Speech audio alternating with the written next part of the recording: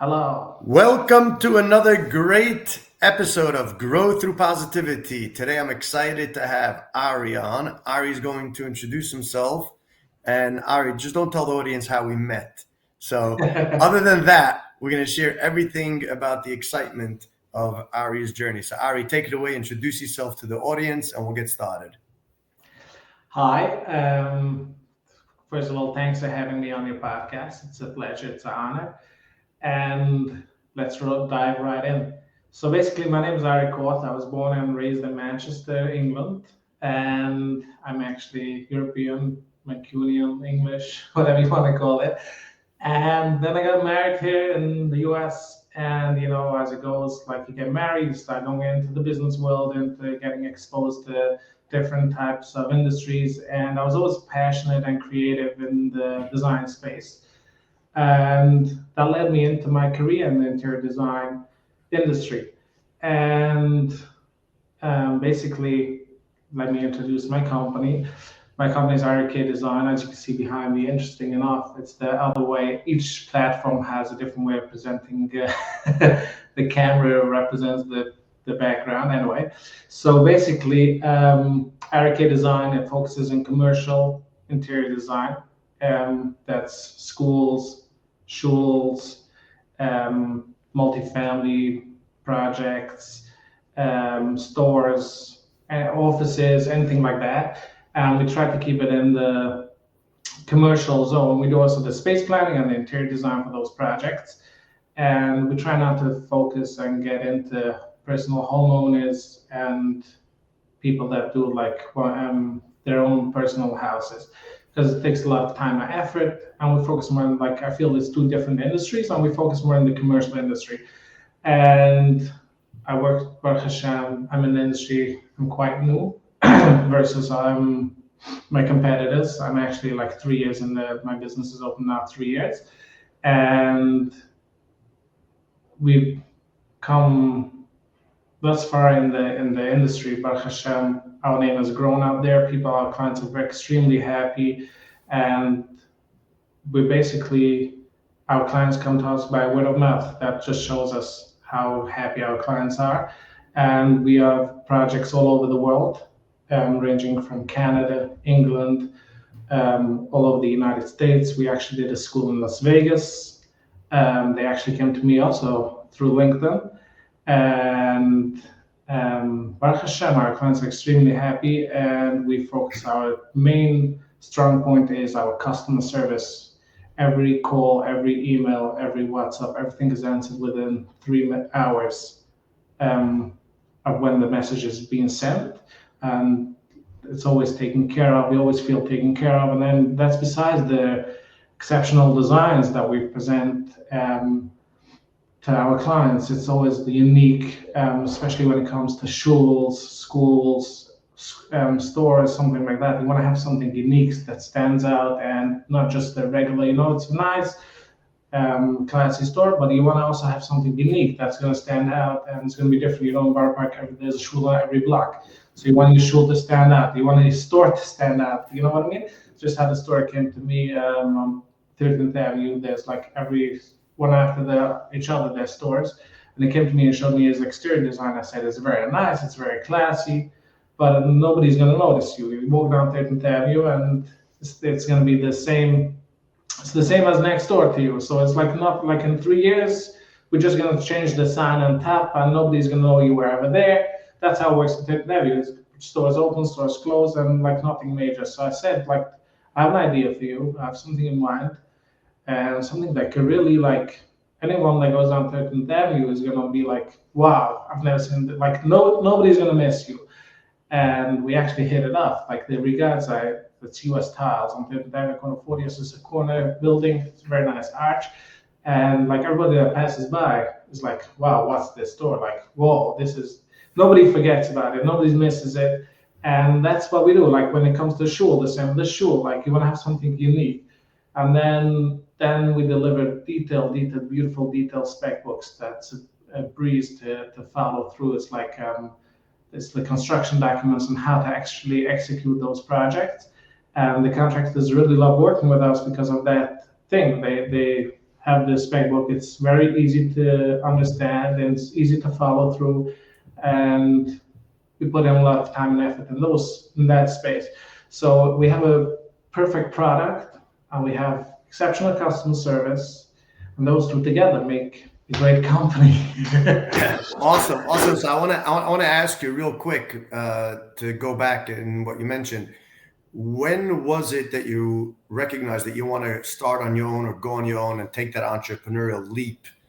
Did you work for someone in the past, or is it just ingrained in you and you knew from day one that you just want to be your own boss? So that's an interesting thing that I figured out along just 6 months ago, and I'm going to explain that. Basically, my story starts. I always had this passion. I got married. I went into it, and like in order for me to find a job, I was hard to find a job, and then because it was like COVID, the beginning of COVID, so like it was hard to find a job. And then I started taking like small jobs on the side just to keep myself busy. People trusted me. I didn't have any experience, and I had one of my clients. He's still my client. He came back with a few projects. He has a HVAC company, AC company, and he wanted someone to do drawings for him. And he reached out to me, "Do you want to do the drawings for my HVAC?" And I said, "It's not really what I'm looking for. I'm looking more for design versus drawings." So he's like, "How about you design my house?" I'm like, "I never designed. Like, you want to trust me?" He's like, "Yeah, I trust you. I'm going to help you. I'm going to build you up." And then I started designing his house, and he was happy. Then I found a job I actually got hired by someone, and I was building myself up over there, like in my experience. I'm very grateful for him for the experience I gained over there.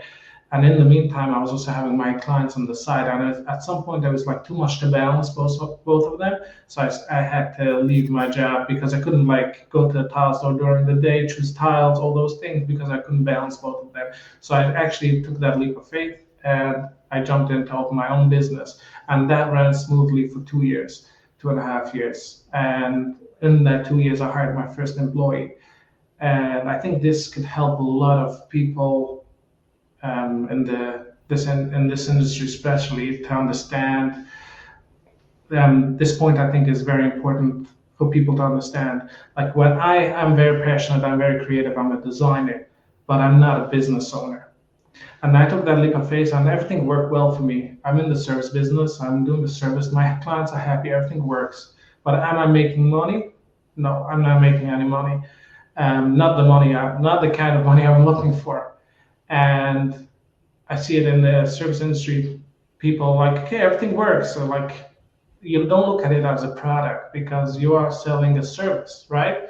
And then you have to start looking at it as a product because 6 months ago, I was looking into my books and I was looking into everything, and I'm like, this is not good. I can't scale. I can't take more clients because I'm busy doing everything myself. I'm passionate about it. I hired an employee to help me, but I'm actually training him. I'm hiring people to help me out, but I'm busy with the work. I'm not busy bringing in more projects, building my company. I'm working in the company versus on the company. And then came that breaking point. I was like, okay, so I have to change something over here because either I'm going to lose money by hiring people. I'm not busy. I'm not building the company, and then I could either I could just go back and work for someone because I'm very creative. I could work.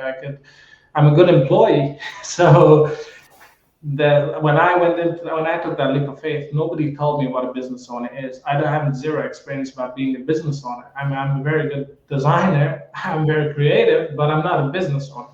So then I hired a business coach, and he's still with me now.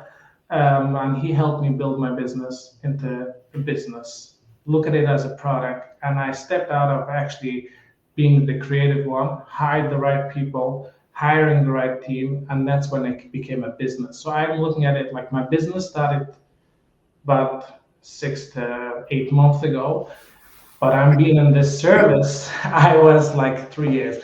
So yeah, so it's very like, it takes a lot of people are struggling to go on to this point, to go to this next level, because they're like in the service, everything works for them, everything is working out. I'm not losing money because it doesn't cost me any money. Sorry about that. But then when it comes to, one second. I'm not losing money because it's a service, right? It doesn't cost me any money. But then when you start looking at it as a product, you hire the right people. Those people are your product. They cost you money. You have to start charging like a product. Let's say when you buy a bottle of water, it costs them to create the bottle, to bottle the water, the whole thing, and then they sell it with the upmark. So I'm looking at it now as a business. I changed from the service to a business, and interesting enough, my clients are like, "You're the first person who I met." I had a few weeks ago, I was talking to one of my clients, and one of the new clients, he was onboarding a new project. He was like, "Okay, I've worked with every designer already. Now let me ask you, how do you charge? How do the prices work?" So I was like, I gave him a whole breakdown of the prices, and he's like, "Okay, what happens if I remove this? If I take off this part, if I'm not doing the exterior, how much is it gonna be?" And I'm like, within 2 seconds, I'm like, "Okay, it's gonna be this much." He's like, "You're the first designer who has the numbers in front of them, who knows exactly why he's charging this number. He's not like giving me a number, a random number. Okay, I have these calls all day from different designers. How do you charge? How much would you charge for such an exterior? How much would you charge for such a project? How much do you charge for space planning? Like, how does it work, the square footage?" And I try to help those designers, but they're in the service. So it's very hard to tell someone like, "Okay, why are you charging $10,000 for, let's say, exterior design for a project?" So I'm like, $10,000 because I just felt like that. Like, I think this is the number in the industry. And I called my friend, and he's like, "Yeah, 10,000 makes sense." And then when I was trying to explain to them, like, it doesn't work like that. You're selling a product. What is it called? What is the cost that you're doing, and what is the cost for you to do that exterior design? What is that cost? And then that's the price you charge. There has to be something to work it out. There's a formula out there to work it out. So it can't be like, that's when I changed to look at it as a business versus a service. Yes, we are servicing the clients, we are servicing the community with something unique. Yes, we have a service, but I'm here. Everybody wants to be a business owner, right? You're not a real business owner until you understand this point, even in the service business. And it's very hard for people. I understand. It took me a long time to understand this point, and I really think, like, I wish I could help people understand this point, because it's very hard to be like, you're working so hard, and you really giving it your all. You're working the whole day and night, working yourself. You're working very hard to build your business. And then when it comes to that point, like, okay, I have to hire new people. And how do I hire new people? Like, is it time to hire? Is it not time to hire? I don't have that mind and that headspace to think that way, because I'm busy designing spaces, right? So it's very hard to be like the creative one and the business owner, because those two, is a visionary and implementer. You should understand this. You should know this. It's very hard to be the same person being both of them. And that's like, when I brought in the business coach, he was like helping me to be the implementer and to train my mind. Like, I was not entrepreneurial as a kid, and I would never thought I would be in this position that I am now, dealing with people, dealing with my employees, dealing with my clients, being like that. Being busy with all that could take so much from your time. And then imagine you also have to be the one doing the work, because you're actually the creative one. So it's so much on your head, and it's hard to build your business like that. But once you step aside and you hire the right people, you start trusting people, which is very hard. It took me a long time a lot of work, effort from myself, to actually be able to trust my employees and give away from myself. And I was like, this is the process that I do. That's the right way to do the things. My spec books are my way of designing, and the time I put in the programs I use. I was like, I'm very like, I have it all figured out. And then when you hire some people, and you want people that think the same way as you, and they design the same way as you, and then you can't find those people, because you have your own experience that brought you to this place, and they have a different experience that brought them to a different place. So to bring them to actually trust different people, it's a lot of work. And yeah, that's the work of a business owner, to trust people and to let people do it their way, and then come in with your comments. And Yeah, now people ask me all the time, so if you're the business owner, so what about what about your company? It's your company. It's their product, it's their designs, it's their. So why is it like, why are you the name of the company? So yes, I give them the direction, I give them a vision, a direction I want to go with, and I have my experience and my comments that I put into the project to make, like, I'm not doing all the work, I'm doing a little bit of work, but I have enough time to do the work that a business owner is supposed to do. So I'm still balancing that creative part of myself because I like that part, and I'm in this industry because I like that part. So yeah, I work a little bit with them. I sit with them and I explain my vision. I give them direction, and I have some ideas, my creative ideas. But and then I trust them to take it from there and execute it, my ideas to and bring out my vision to reality. And then it comes back to me, the comments and how we're gonna do this, how we're gonna, like, all those changes. So I'm still involved a lot in the those aspects, but I started trusting a lot of people and I started being on top of the business versus in the business. Beautiful. So I like so many points that you brought up over here. I'm just going to recap them really quickly. From the beginning, you shared the passion factor. So that's a big wow factor. Most people, unfortunately, don't even know how to go find what they're passionate about. I have siyata d'shmaya about that. A lot of siyata d'shmaya. Another thing that I want to point out, which is awesome, that you found your niche, that you recognize that it's in the commercial space, the shuls and the commercial side of it. Number three, you realized that there's a big difference in regards to being the business owner or running your business. So the working on the business versus in the business, and you went out to get a coach. So kudos to you, because that's going to pay back dividends for the rest of your life. You're going to see awesome results with that. And then the fact that you learned how to trust people and to delegate. And you're right, as a business owner, Steve Jobs says it all the time, that you just have to, or said it in the past, you just have to give your input in the high level things, and you have to let everybody else figure out how to execute your vision. You don't have to tell them how to do it. Let them figure it out, and they'll come back and you'll tweak it and share it and perfect it until it meets the expectation of your vision, and then it's ready to go out to the world. And look what he's done, and he's put out some great products.